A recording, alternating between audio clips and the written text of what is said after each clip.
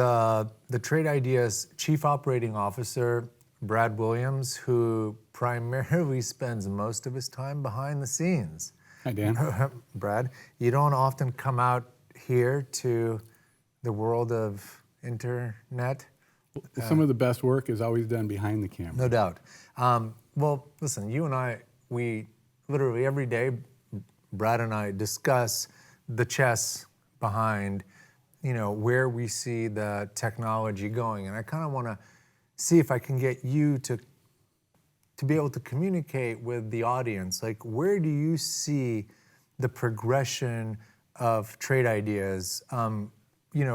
Most people don't even know that we are the only firm that has a retail-focused artificial intelligence. How do we communicate this better? How do we show people what's really, again, behind the scenes of this amazing tech? Well, I think to talk about where we're going, you really have to understand where we've been and where we started. And Trade Ideas, the technology, it started with really a single component alerting window, something that just told someone that a stock is going up or going down. And over the last 13 years of creating and evolving this technology, we built so many incredible, unique smarts into it, if you will. And the most recent innovation that we've added to it is artificial intelligence. And the whole concept behind that is to really help people decide what they can buy and what's really going to have the best odds behind it when they enter into a trade. Do you know when I hear you talking about it, it kind of reminds me of something that Brad and I and our scientific team behind the scenes who writes the code, we asked ourselves the question, if a scientist was speculating in the market, how would they really do it? And it was quickly evident that you couldn't just simply visually make discriminate kind of guessing. When we as humans, we look at a situation, that's just one incident. To approach it the right way, you have to comb through millions and millions of data points to see, is there really something anywhere, or is this just noise? I think people have a hard time understanding. We actually have an incredible advantage. The fact that we've been looking at this data for the last 13 years, building a database, creating new data points off of standard data, it's really given us the ability to find these pockets of opportunity in the marketplace, to find where odds are really in your favor. We really liken it to counting cards in blackjack, if you will, really putting statistics in your favor. Yeah, it doesn't, even for counting cards, that doesn't guarantee that you're going to win. You just have an understanding of a certain set of odds that are taking place. Ultimately, of course, people always have to make their own. Well, sure, but as you enter into a position, into a trade, you really do want to have the confidence to know that there is something that's assisting you in that process. One of the things that, that I thought was kind of an interesting thing, and I don't even remember if we touched upon it at our event or not, but when Brad and I traveled to Bloomberg, we met with a gentleman there, and we talked to him about our artificial intelligence, and we kind of described it to him, and he said, you know what you guys have? This is a virtual analyst. And I really like that because it kind of takes all the complication and the mythology out of it. We've designed a computer that does its best to try to find where the pockets of opportunity are. And one of the great things is our computer is thinking all the time. It's thinking after the market closes, and it looks to the most recent market data and adds that to the previous market data. It takes in all this information to really find out what's going to work tomorrow and what's going to help you the next trading day. One of the things that you and I are working on right now, because while we are very prominent, I would say that B2C, we're probably the play for idea generation. But the large enterprise, again, they move in a lot of different ways, and we're starting to get back into the enterprise direction. And we talked about the data feed, not necessarily attaching Trade Ideas to the way we present the data to the individual investor, but being able to segment that data so that firms that are in the quantitative business and any other aspect of the equities game, they can get access to this custom data that we've been making. And what I want to do, I want to ask you, to do for the audience, because again, you're definitely much more computer and math savvy than I am. When we talk about our custom data, most people have no idea that the exchanges just give you open, high, low, close.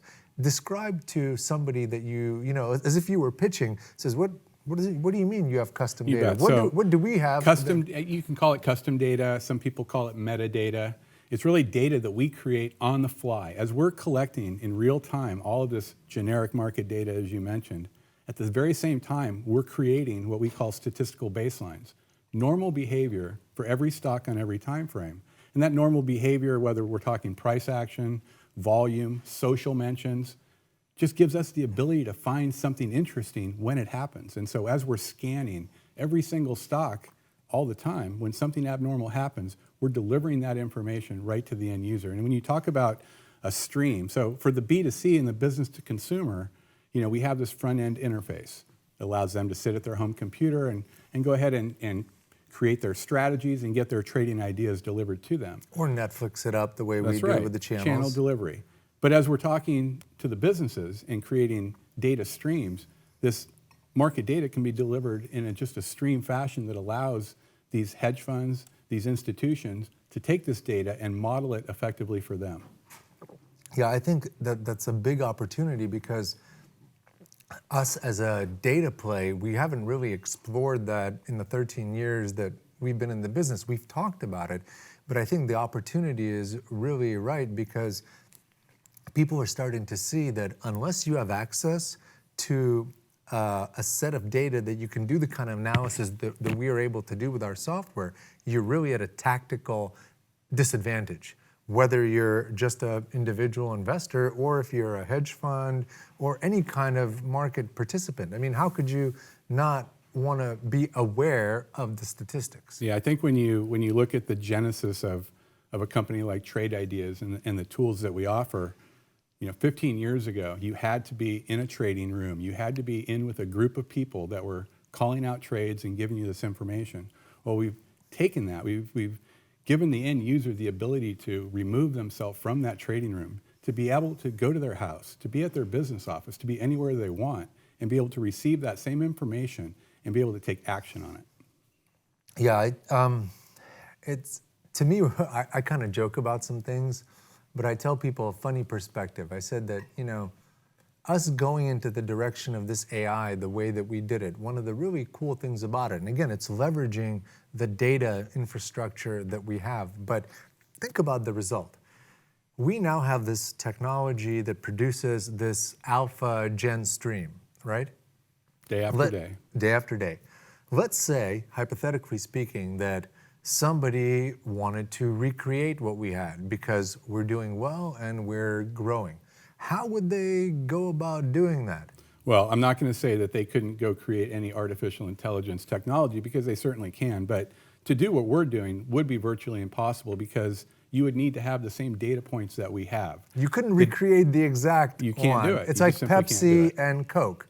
Pepsi can't give you Coke because that's Coke. Coke's got the formula. Pepsi can maybe try to come close or do their own thing. And that's where we're in the catbird seat. For 13 I feel good about where we are. Oh yeah, right now. for 13 years, we've been developing this technology, and the market didn't give a shit about helping investors because they're all trying to either sell them tools or trying to get them to give their money to somebody else. It's like the industry completely went away from people being self-directed. We came at this from a perspective of empathy, much Yeah. different than a lot of other technology vendors, if you will. So I kind of see it this way. Our CTO, he's got some incredible stuff in his mind that I think is really going to be able to give us a product that meets the demand of the masses. One of our biggest challenges, I would say, today is that, like anything else, there's a complication aspect to dealing with so much data. People can get inundated. And we've been giving people so much information that we finally realized the way to really do it the right way is to scale it down to the most meaningful information. And I think the first step of that is the AI and the things that we're bringing to market to make the AI better is really going to take it to the next level. So I'm pretty excited about that. Well, I am too. And for 13 years, we have not stood still. We've continued to innovate, whether it's providing new forms to view the data, whether it's providing new data itself. And we're not stopping now. We've got some great things planned, and I'm super excited for the future. It's an incredible opportunity, partly because we are the drivers of our own destiny. Having never to need backing, we were able to navigate the very tricky, stream of timing, events, and technology generation, and now we have the opportunity to really take advantage of it. All right, awesome. Thanks, bud.